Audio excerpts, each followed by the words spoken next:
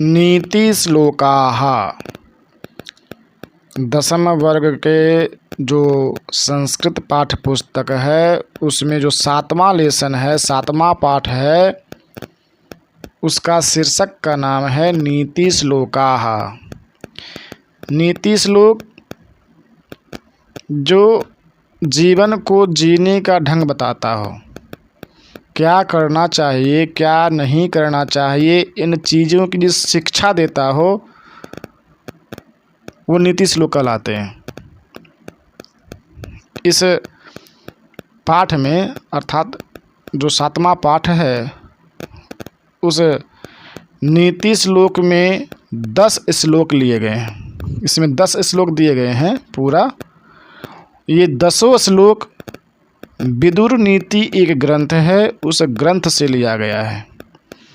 ये जो 7वां लेसन है जिसमें नीति श्लोक दिए गए हैं और नीति श्लोक में जो 10 श्लोक दिए गए हैं, ये 10 श्लोक विदुर नीति से, विदुर नीति एक ग्रंथ है उससे लिया गया है। आइए इसका परिचय पढ़िए कि अयं पाठः सुप्रसिद्धस्य ग्रंथस्य महाभारतस्य उद्योगपर्वणः अंशविशेष रूपायाः विदुरनीतेः संकलितः।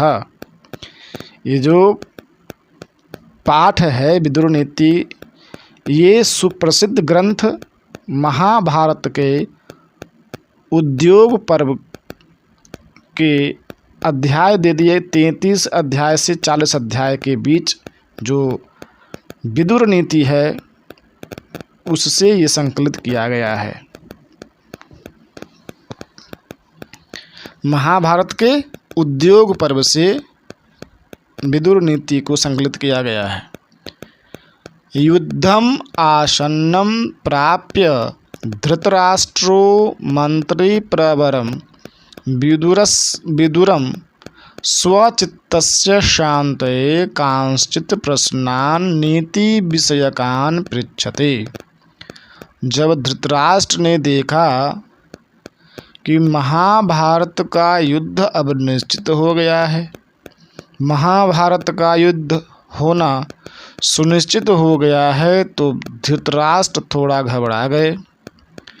घबराने के बाद अपने मंत्री विदुर से कुछ नीति विषयक प्रश्न पूछते हैं।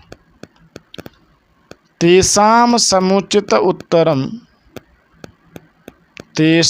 समुचितम उत्तरम विदुरो ददाति, और उन्हीं प्रश्नों का समुचित उत्तर विदुर देते हैं। तदेव प्रश्नोत्तर रूपम ग्रंथ रत्नम विदुर नीति ही। वही प्रश्न और उत्तर, धृतराष्ट्र के द्वारा प्रश्न और विदुर के द्वारा उत्तर, दोनों का जो संवाद है वही संवाद विदुर नीति के नाम से प्रचलित हुआ। बोलते हैं कि इयम अपि भागवत गीतेव महाभारतस्यांगमपि स्वतंत्र ग्रंथ रूपा वर्तते।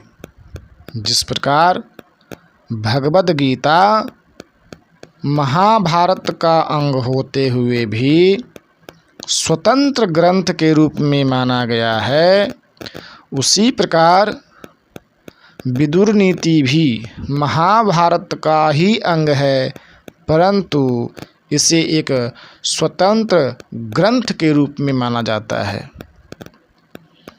इस प्रकार महाभारत के विदुर नीति से ये आपके पाठ्यक्रम में जो नीति श्लोक हैं, जो 10 श्लोक दिए गए हैं, उसके बारे में पढ़ेंगे।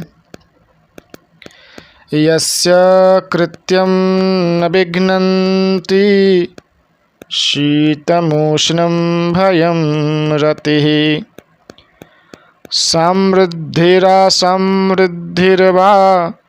स वै पंडित उच्यते। नीति श्लोक का जो पहला श्लोक है विदुर जी के द्वारा कहा गया है कि विद्वान किसे कहते हैं। पंडित कौन है, ज्ञानी कौन है?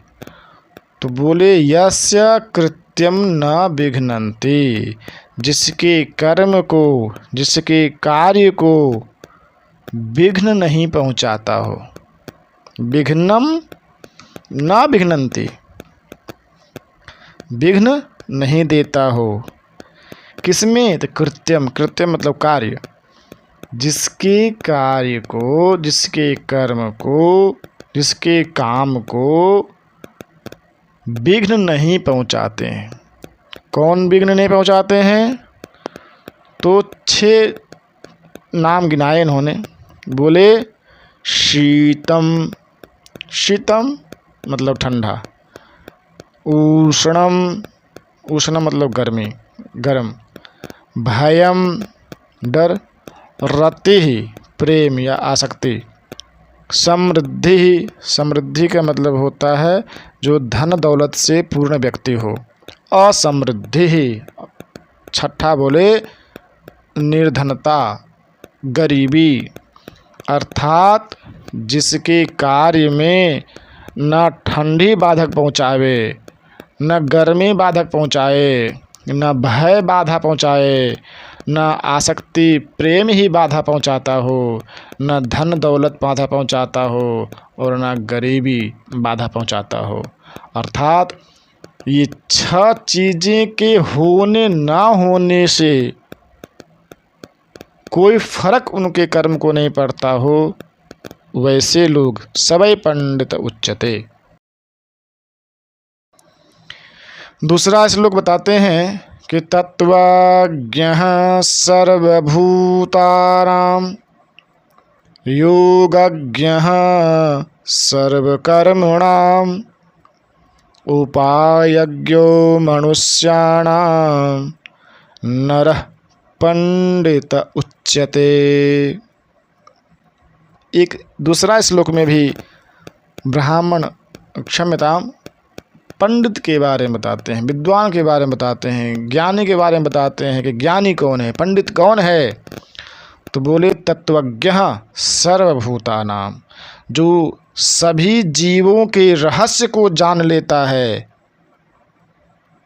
और योगज्ञः सर्वकर्मणां, जो सभी कार्यों में, सभी कार्य के कौशल को जानता है, और उपायज्ञो मनुष्याणाम, जो मनुष्यों के उपाय को जानता हो, नरः पंडित उच्यते, वही नर, वही व्यक्ति पंडित कहलाने योग्य है, वही पंडित कहलाता है।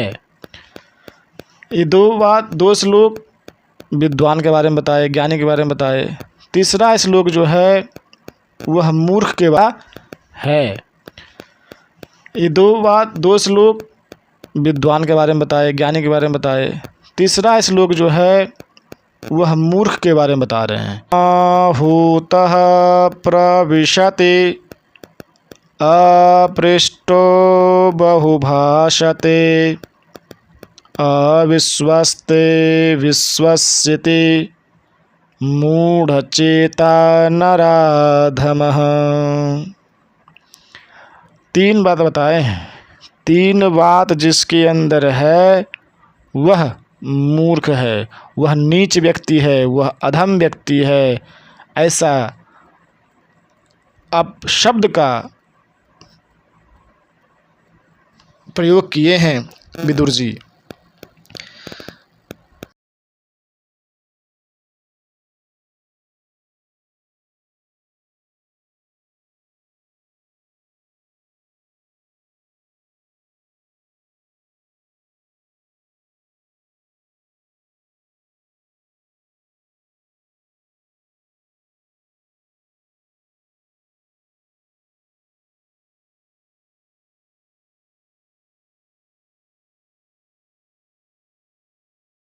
अनाहूतः प्रविशति, पहला बात, अनाहूतः बिना बुलाए, आहूतः मतलब बुलाना और अनाहूतः मतलब ना बुलाना।